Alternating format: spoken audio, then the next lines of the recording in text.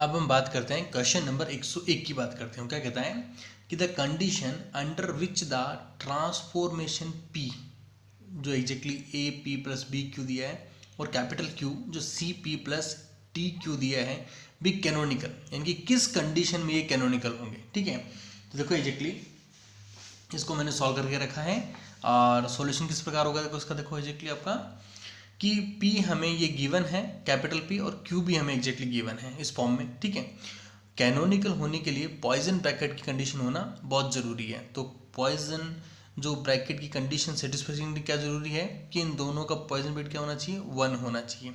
तो हमने क्या किया एग्जैक्टली सिंपल जो आपका P और जो Q है उनकी वैल्यू को एग्जैक्टली अपन यहाँ पे पुट कर लिया है। ठीक है, और वैल्यूज़ को पुट करने के बाद में एग्जैक्टली देखो यहाँ पर मैंने इसका P को पुट कर Q को पुट कर लिया मैंने, देखो c p plus delta Q वाला, और P को मैंने यहाँ पुट कर लिया और मैंने कोमा लगा दिया जस्ट एज गिवन है। ठीक है, फिर मैंने क्या किया देखो सी पी को फर्स्ट ए पी के साथ किया, देखो सी पी को ए पी के साथ किया। ठीक है, फिर सी पी को बी क्यू के साथ किया है ना, फिर डी क्यू को ए पी के साथ किया और फिर डी क्यू को बी क्यू के साथ किया। ठीक है, अब देखो यहाँ पे C और A दोनों कांस्टेंट है इसलिए दोनों बाहर आ जाएंगे और P और P का पॉइजन ब्रैकेट हो जाएगा। ठीक है, यहाँ देखो C और P बाहर आ जाएंगे और P और Q का पॉइजन ब्रैकेट हो जाएगा।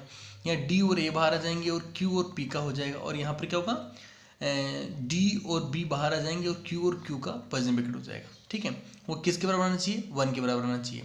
अब देखो ये कंडीशन क्या होती है कि P के साथ जो पॉइजन ब्रैकेट होता है वो क्या होता है, हमेशा 0 के बराबर होता है। Q का Q के साथ क्या होता है, 0 के बराबर होता है। Q का P के साथ 1 होता है और P का Q के साथ -1 होता है।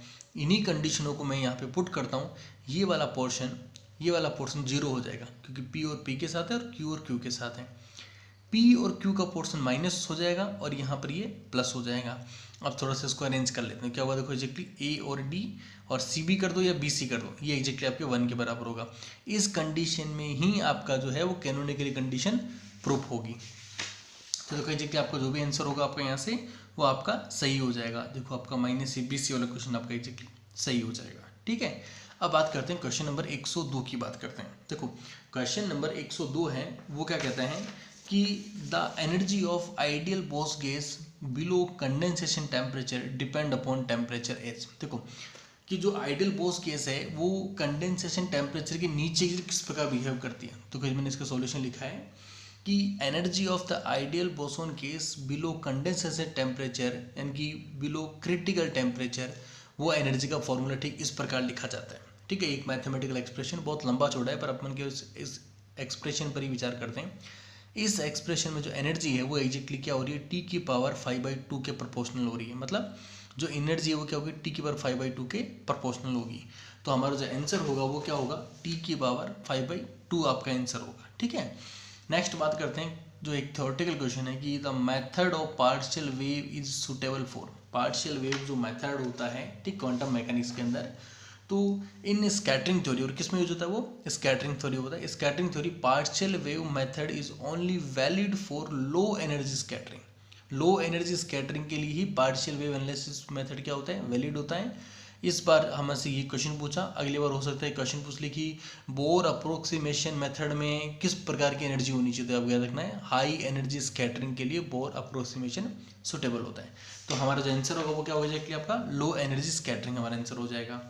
अब बात करते हैं क्वेश्चन नंबर 104 की बात करते हैं। ठीक है, ये है the output voltage of given adder circuit. बहुत अच्छा क्वेश्चन देखो आपका एग्जैक्टली ये जो एडर सर्किट है मैंने एग्जैक्टली से हूबहू यहाँ बना लिया है। ठीक है, और इस सर्किट का जो आउटपुट वोल्टेज V0 निकालने का जो फॉर्मूला होता है वो एग्जैक्टली इस प्रकार लिखा जाता है। ठीक है, यहाँ पर V0 आउटपुट होता है आपका और -RF मतलब होता है आपका फीडबैक वाला जो रेजिस्टेंस होता है, ये आपका RF होता है। ठीक है, वो कितना हो जाएगा, 9 किलो ओम हो जाएगा।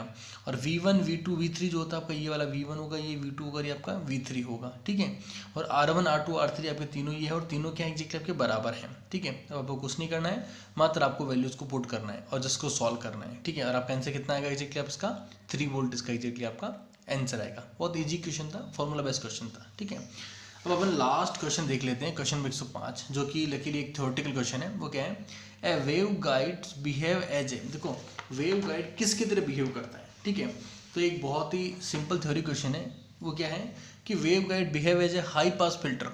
है ना, ये किसकी तरह बिहेव करता है, हाई पास फिल्टर की तरह बिहेव करता है। बिकॉज क्यों करता है, क्योंकि it only allow frequency above cut off frequency, और कट ऑफ फ्रीक्वेंसी से ऊपर की फ्रीक्वेंसी को ये केवल अलाउ करता है। Do not pass below cut off frequencies, यानी कट ऑफ फ्रीक्वेंसी के नीचे की फ्रीक्वेंसी को पास नहीं करता है, इसलिए वेव गाइड जो है वो एग्जैक्टली हाई पास फिल्टर की तरह वर्क करता है। ठीक है, तो देखो अब हमने क्वेश्चन जो 105 तक देख लिए हैं, नेक्स्ट में हम 106 नंबर क्वेश्चन से देखेंगे। Thank you.